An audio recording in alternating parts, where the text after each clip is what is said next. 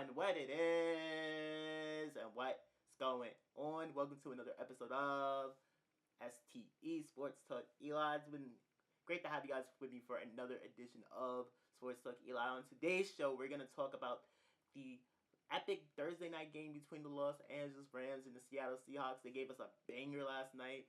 We're going to talk about Giannis Antetokounmpo. Where's he going to go? Is he going to stay in Milwaukee? Is he going to demand a trade and force his way out? We're going to talk about what teams should try to trade for the Greek Freak. Then I'm going to give you guys my four NBA teams that have been vastly disappointing this year. So if you're watching this on YouTube or you're streaming this on the many podcast apps that I plan on uploading this on, thank you very much. Thank you for tuning in. Thank you for tuning in. So we're going to start off today's show with this. Last night, we had a banger. We had a banger of a Thursday night football game. And yeah, I know it's Thursday night football. I think over the years, we've been getting pretty bad matchups on Thursday night. I think the league has put like two bottom teams and said, hey, this is the Thursday night game.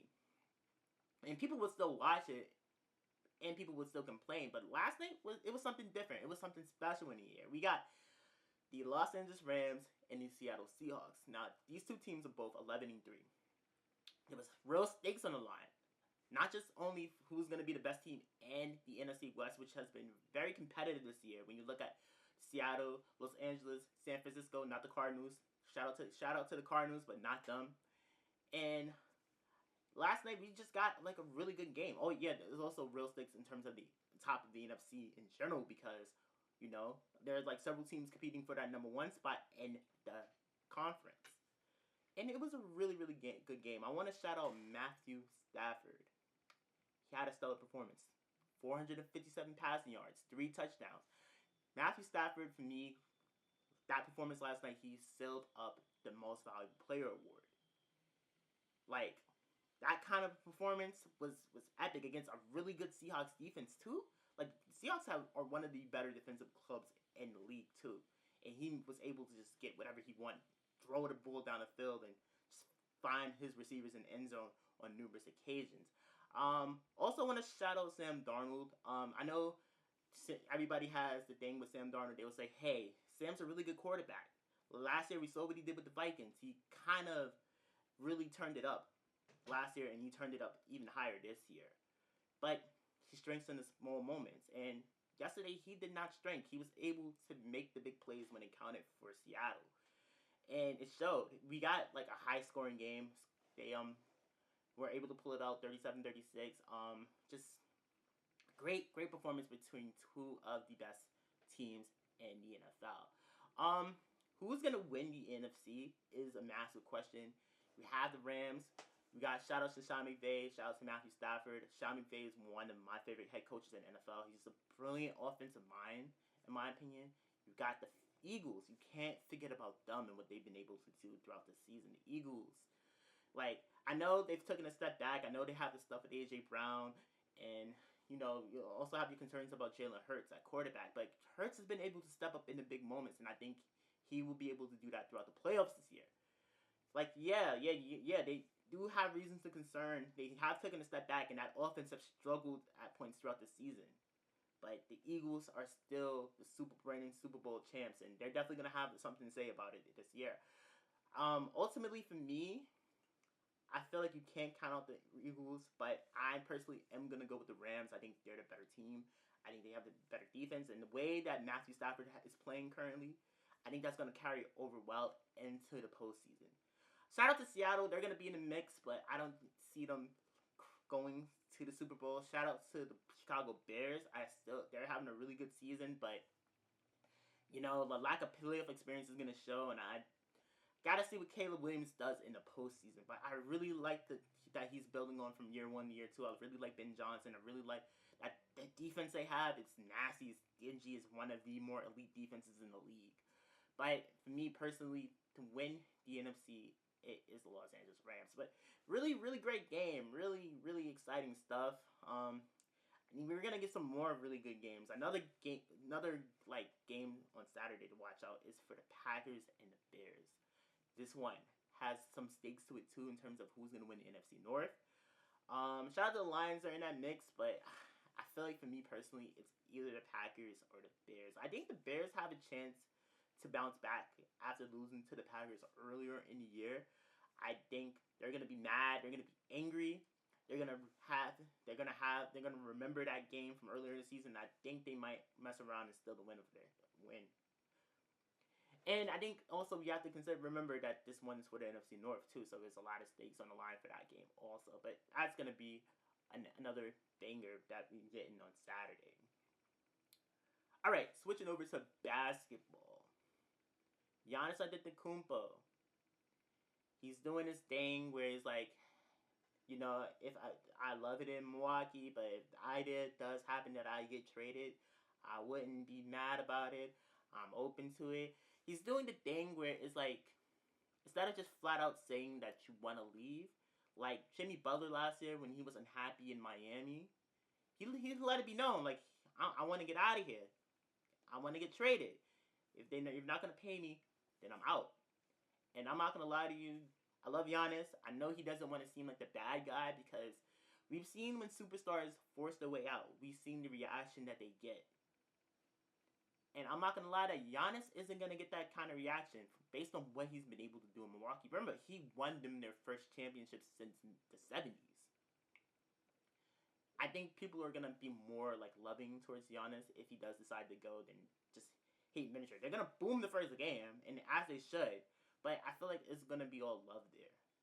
With that being said, Giannis, if you're unhappy, brother, just go to the front office and say, find me an ideal situation where I can go play for a championship. Because the way the Milwaukee Bucks is looking right now, they ain't playing for a damn championship, I'll tell you that much. And it's kind of a shame they swing for the fences to get Damian Lillard. That situation didn't work out. Dame got hurt. He's back in Portland. He hasn't played a game this season due to the injury he suffered. I believe it was an Achilles. You would think that Giannis would still find a way to lead the Bucks to wins this season in a much weaker Eastern Conference, based on the fact that he's a superstar. But it just hasn't been able to translate, and they're like 10-17 currently sitting out of the NBA plan. Now, if I'm Giannis Antetokounmpo, I would go to that front office. And I'm saying, get me out of here. I love the city of Milwaukee. I love my time here. I'm glad I was able to bring you guys a championship. But we got to be honest on both sides here. I want to compete for championships, and I think you guys need to hit that rebuild. Flip that switch. And I think that there are numerous teams around the league that would definitely benefit from having Giannis Antetokounmpo. I look at the Miami Heat as a perfect example. Giannis has said on Twitter, well, I've seen a report on Twitter that he wants to go play in somewhere where the weather is nice. I'm going to put the tweet up so you guys can see on the screen on either side. He has said on numerous occasions, hey, send me somewhere where the weather is nice. And I think Miami, nice weather, Heat culture, winning culture that is. The Heat have been one of the more competitive teams throughout the last couple of years, throughout the Jimmy Butler era. I think they've always swung for the fences to go get superstars. I think that's Shaquille O'Neal in the early days. I think of LeBron James and the Chris Bosh and the Big Three era. I think bringing in Giannis, pairing him up with Bam Adebayo, Norman Powell, I think you would have something over there. He do have a lot of young players they can give up. Kelly Ware, Simon Fontecchio, your boy Jaime Jaquez Jr. if you don't want to keep him. Tyler Hero is probably a player you probably would likely want to keep, but he also is a guy you can give up. And the Bucks are going to want a lot in terms of young players and draft picks, and I think the Miami Heat have that. The Heat can build a roster around Giannis to help them. And I also think that Eric Spoelstra is one of the best coaches in the league, and Giannis will have another elite coach coaching him. That was a sub at Doc Rivers, by the way. I'm not a big Doc Rivers fan. I just think it makes a lot of sense. Another team that I believe should make the move to go get Giannis Antetokounmpo is the Atlanta Hawks. Now, I know what you're thinking, Elijah. It's the Atlanta Hawks, but the Hawks have a really young, exciting, fun roster. Trae Young, Nickeil Alexander-Walker, Jalen Johnson, who's having an all-star caliber season this year, Kristaps Porzingis. But more importantly, they have Trae Young. If the Hawks don't believe in Trae Young, I know they made all these moves in the offseason to build the kind of roster that will help Trae Young win, and they're treading water. They're fine. They're perfectly fine. But it feels like this season has been more of Jalen Johnson's team than it has been Trae Young's team. And I know Trae Young's also dealing with the injury. I know he just recently came back. But if the Hawks don't want to pay Trae Young, they don't believe that he is their franchise star, why not make the move to go get Giannis? It's weird that they had to go out and build this kind of roster for Trae Young to win. And it's weird that they didn't give him the money that he was looking for. Like, he felt like more of an Atlanta guy, and he had some great moments in ECL. I think back to the 2019 playoff run, postseason run when they went to the Eastern Conference Finals against the Bucks. And the iconic moments in the Garden against the Knicks, like Trae Young, he's a guy who definitely has put this Hawks team on his back over the years, but they've been only able to get to a certain level with him. And I think with Giannis, if they're able to make that trade, Giannis would take them to that upper echelon in the Eastern Conference that they've been looking for. That they were when they had that Al Horford and Kyle Korver and Jeff Teague team. No Teague. I just think that Atlanta, you give up Trae Young, Kristaps Porzingis, maybe you throw in Nickeil Alexander-Walker, maybe you throw in Ricochet, I can never say his name correctly, and some picks to Milwaukee and see what they say, and you see what they say. I just think they're another team. I think Giannis will be fully embraced by ATL.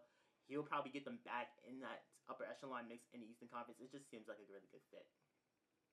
Alright, so we're going to end today's show with talking about four NBA teams that have been very disappointing to start the season.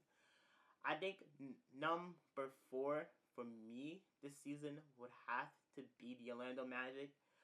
They made the move to go get Desmond Bane in the offseason. They've played better, but I expected so much more from this Magic team. They're young, fun. They have a really great defense. Paolo Banchero, who's been off the court more than he has been on the court, is one of the most dynamic scorers in the league. But I feel like Desmond Bane and Franz Wagner have been better than him this year. Also, I'm very concerned about Jamal Murray. Is he the head coach for the Magic moving forward? Because this team has just underwhelmed. They've been significantly underwhelmed. You would think that the Magic would have taken that leap to become an elite Eastern Conference team, and they just haven't. And I'm also really concerned about Paolo. Should they go find a head coach that's going to unlock him? Because his ceiling is Carmelo Anthony. A bigger Carmelo Anthony, in my opinion. And you see the one-on-one game, you see the dribbling, you see the skills. Like, Paolo has it all. He just needs to find the right head coach, and I'm not sure if Jamal Mosley is the guy. Number three, the Golden State Warriors. Listen, when you have a team with Jimmy Butler, Draymond Green, and Steph Curry, albeit Steph is 39 years old, or he's in his upper 30s, I'm not sure if he's 39, you expect them to be better than 13 and 15. And the Warriors are treading water in the Western Conference. And it's a shame because I expected the Warriors to be a lot better this year, and they haven't. Really like the team. I like the mixture of old and young guys on the roster, and they have just been completely underwhelming, and I think they're wasting Stephen Curry's kind of twilight period.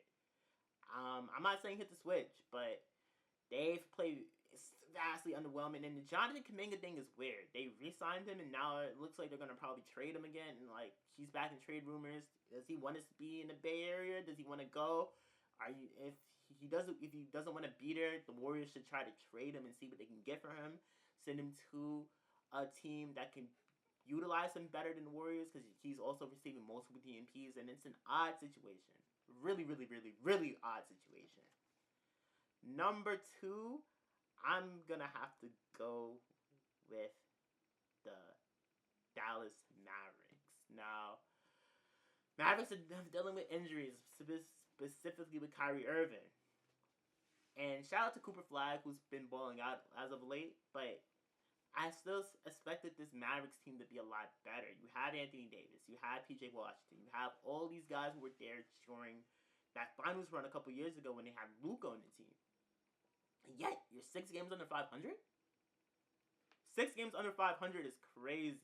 I know they've had problems at point guard. I know they've had problems with shooting. I know Klay Thompson is falling off a cliff, and he's now on the bench. I just feel like the best thing for the Mavs to do right now is to build around Cooper Flag. Get rid of Anthony Davis, trade Anthony Davis, trade Kyrie, and get younger, get faster, and you have your franchise cornerstone with Cooper. Let him be the guy. Let him be the guy, and let's develop him instead of trying to make the play-in or try to make the playoffs. And fortunately, number one on my list are the Cleveland Cavaliers. At 15-13, many people believe that this team can mess around and win the Eastern Conference. I was one of them. I was really high on the Cavs. I saw what they did last year. They were top 5 in offense and top 5 in defense. And now that offensive defensive rating, I should say, is in the middle of the pack. Darius Garland has missed a lot of games. He doesn't look like the all-star caliber point guard he looked like last year. His scoring ability has taken a dip. He's not getting to the rim the way he once did. Not too sure about the tandem of Evan Mobley and Jared Allen up front. You know, that size is what made Cleveland so potent last year, and now it's like it's looking kind of different. You got Donovan Mitchell on the side looking really depressive, and it's just hasn't been really good. Could they bounce back? Yes. Do the Cavs have the talent to still compete in the Eastern Conference and possibly make the finals, or at least the Eastern Conference finals? Without a doubt, especially in the East where Celtics are really good but not elite because they don't have Jason Tatum. Inexperienced teams like Orlando and Toronto are better than you. Like, the Cavs are definitely better than a 15-13 team. They're definitely better than a team that's in the play-in, and I think that's going to show later on in the season. And I also think that they also probably will make a trade for Darius Garland. Because based on the way he's playing, I can see that they aren't believers that backcourt tandem between him and Donovan Mitchell will work. And Lonzo Ball has been very disappointing too for the Cleveland Cavaliers also. I thought he was going to be like that key piece. I like the playmaking, I like the defense, but you know, he had open injuries. So I think that would be a wrap up for today's episode of STE. Thank you for watching. Please feel free to like and subscribe. We out. Peace.